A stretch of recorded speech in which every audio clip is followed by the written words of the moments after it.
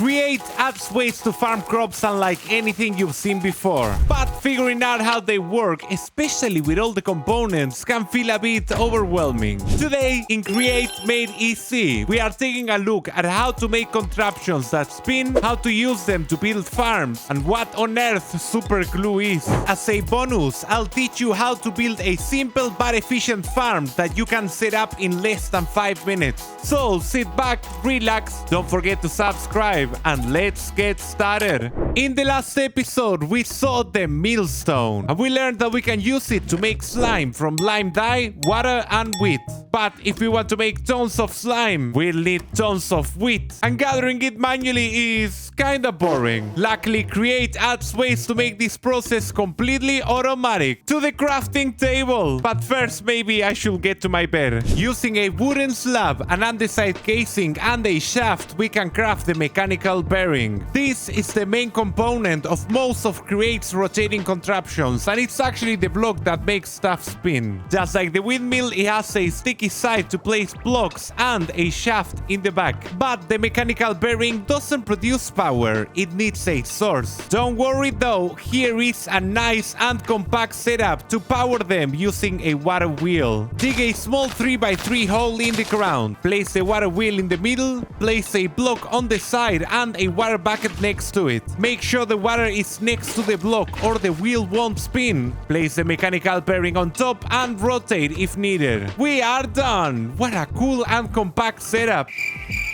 Wait, nothing's happening. The mechanical bearing will only rotate if it has at least one block on top, and only if activated by using it with an empty hand. Just don't push this button yet. We'll see what it does later on the video. To stop it, just use it with an empty hand again. Easy. The direction and speed at which the mechanical bearing spins is the same as the direction and speed of the shaft powering it. In this case, we can change it by moving the water source that's spinning the water wheel. You can also make it spin faster by using small and big cogwheels like we saw on the episode on speed and stress. But for today's farm, we won't need to do that. If you place 2 blocks, only the first one will spin.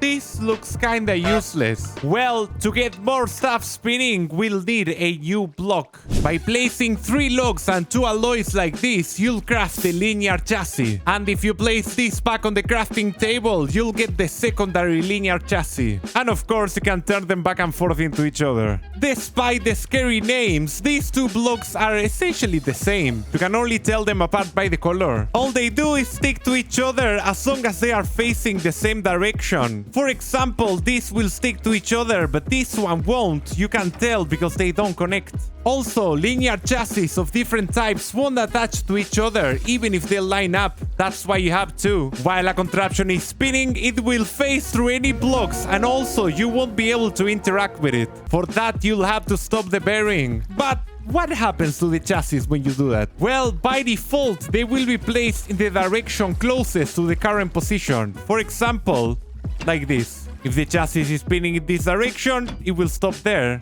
And the same here.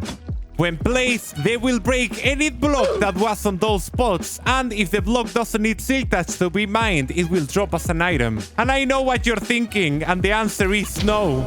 You can't use this to break bedrock. In that case, the chassis block will break instead. This is what will always happen when you stop the bearing by using it. But there's a less awkward way to do that we'll see later. If you have slime balls, which if you saw our last episode, you should know how to get. You can use them on one of these piston-like faces to make them sticky. And if you use it again on the same face, it will do the same on the opposite side of the block. To remove the slime, just shift and right-click with an empty hand. But why do we want to make them sticky? It's kinda gross. Well, if you place any block against it, it will spin with the bearing. But that is not all. The sticky chassis can make multiple blocks spin with it if they are in a straight line. Hence the name linear chassis. By default, it will rotate 8 blocks away, but this number can be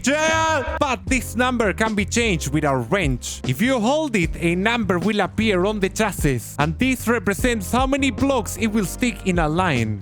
Using the wrench on the number will allow you to change it to a minimum of 1, and only 1 block will stick like this, or to a maximum of 16, which looks like this. This looks a little bit dangerous. Oh! Almost got me. Now. There we go. Oof, free dirt, I guess. There is another way to glue blocks together, but before we see it, hit that like button to support this series. Using 2 slime balls, 1 iron nugget, and 1 iron sheet, we get the super glue. But don't super glue your fingers together. Just use it on a block and a selection box will appear. Confirm the selection by using it again on a second block to glue all of the items together. And also get an advancement. Note that the blocks need to be touching each other for this to work. Connecting blocks will consume durability from the glue, but only after we selected the second point. So if you accidentally select a block you don't want to glue, just scroll off from the item and the selection will be cancelled without using durability. You can also use unbreaking and bending on the super glue to make it last forever. While holding the glue, all the glued selections will show up. Then you can just punch one to delete it. You can also link glued selections so they spin together, and this will also work with blocks attached to the linear chassis. Lastly, blocks that naturally attach themselves to others like torches and lanterns will always spin with the contraption they are hanging from. Just take a look at this! Yes, it looks very cool, but it's kinda useless on its own. Time to see how we can use what we learned to build a farm. To do it, we'll need to craft another new item. But before we move on, do you have any questions about rotating contraptions so far? Write them down in the comments. By using 4 andesite alloys, 2 iron sheets and 1 andesite casing, we can craft the mechanical harvester. When attached to a contraption, this block will break and then replant any fully grown crops it moves through. It will automatically attach without the need for glue. Be careful though, they will only break crops if they are spinning in the right direction. Backwards facing harvesters do nothing.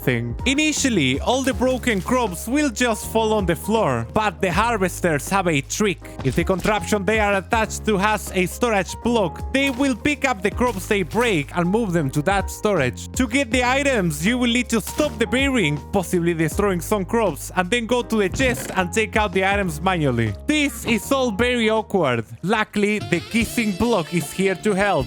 To craft it, we'll first need to use 1 iron ingot and 2 iron sheets to make the chute. We'll see this block in detail when we do the episode on item transportation, but for now, we'll put it back in the crafting table along with an andesite casing to craft the portable storage interface. It has a fancy name, but what it does is really simple. When you attach one to a spinning contraption and it needs to be glued, and then place another one in front of it 1 or 2 blocks apart, the portable storage interfaces will kiss and all the items from the contraption storage will be moved to the stationary one. The only thing you need to know is that the kissing block that is not in the spinning thing needs to have a block that sucks items from it like a funnel or a hopper. When the 2 interfaces meet, the items will be dropped in the floor like this and you will get an advancement. Also, this looks super weird, but you can place any block here and they will still work. Yeah, it looks weird. And with this, we know everything we need to know to set our first automatic crop farm. Let's get started. For this farm, I'm going with an open space, but it actually fits in a 9x10. That's 5 blocks tall. All the materials you'll need are on the screen. Make sure to pause if you want to get them. The andesite casing, the redstone, and the shaft are for a new block we'll see in the process. We'll get started by digging a 3x3 hole, leaving 1 block like this. This will be the front of our farm. We'll place a water wheel in the middle and water to our left so it spins clockwise. Place a temporary block and the mechanical bearing here, making sure it points upwards. We'll get up and place a fence here with a chassis block on top facing towards the front and we'll glue them together. Then waterlock the fence. Waterlocked blocks will remain glued. Now surround the fence with dirt.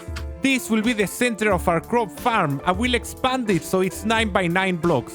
Use slime or super glue in the face of the chassis pointing to the front and place 4 blocks that you like. I'm going with stripped oak. Because the bearing is sticky, they will be a part of the same contraption. Now it's time to place our harvesters, but make sure they are on the correct side. Because this contraption spins clockwise, we'll place them over here. You may think that 4 is enough, but we need one more to reach this crop in the corner, so we'll place a temporary block here and attach a harvester to it. The harvester will also miss the inner crops for some reason, so we'll place another one here. Also add a chest in the middle so the harvesters pick up the crops, and don't forget to super glue it. Now it's time to tile the ground and place our crops. I recommend using 2 types of crops, alternating a row of each. This is a vanilla trick to double the speed at which they grow. Once you are done, break the temporary block and the harvester should still be floating in the air. This looks kinda weird though. Let's fix it. Get down and place a kissing block facing downwards here, and below it place a temporary block on the ground and a kissing block facing upwards. We need to suck out items in order for this to work, so we'll place a double chest here and replace this third block with a hopper pointing to it. This is where all our crops will go. There is a problem though. Spinning contraptions can be quite laggy if you have multiple of them. So we want this farm to stop when the hopper is full. To do it though, we need a new block. Using an andesite casing, a shaft, and redstone dust, we can craft the clutch. This block won't save you from a near-death experience, but it works like a shaft that can be turned off when powered by redstone. It's just like an on-off switch. What happens when the clutch stops the bearing can be controlled by this button here. Option 1 is the default. The contraption will be placed in whatever position it is the closest. Remember that it will break any blocks it stops on, including crops. On the second option, only placed when near initial angle. The contraption will only be placed, well, when it's close to where it was before it started to spin. If it gets stopped anywhere else, the contraption will just stay still and not be placed, so it won't break any crops. On the final option, only placed when anchor destroyed, the structure will never be placed unless we destroy the bearing. Back on our farm, we'll select the second option and take down the temporary blocks. Then we'll place a clutch here and make sure that it's on the correct orientation. We'll place a comparator behind the hopper and connect this with a redstone line. Now when the hopper can't push more items into the chest, it will start filling up. And once it has enough items, it will activate the clutch, stopping the contraption. And by this point, the farm is built. There are more things you could do, like add filters for each crop or filter with seeds and compose them. You could also build multiple of these and connect the outputs. But me, I'm just going to make this look pretty. I'll be right back.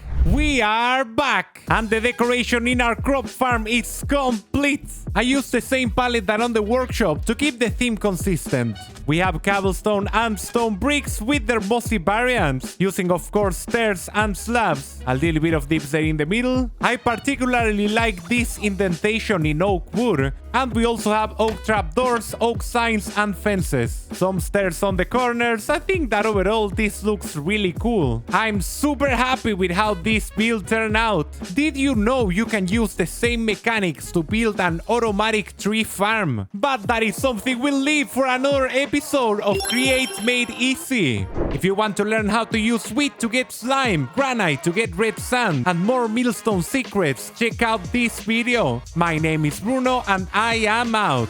Goodbye.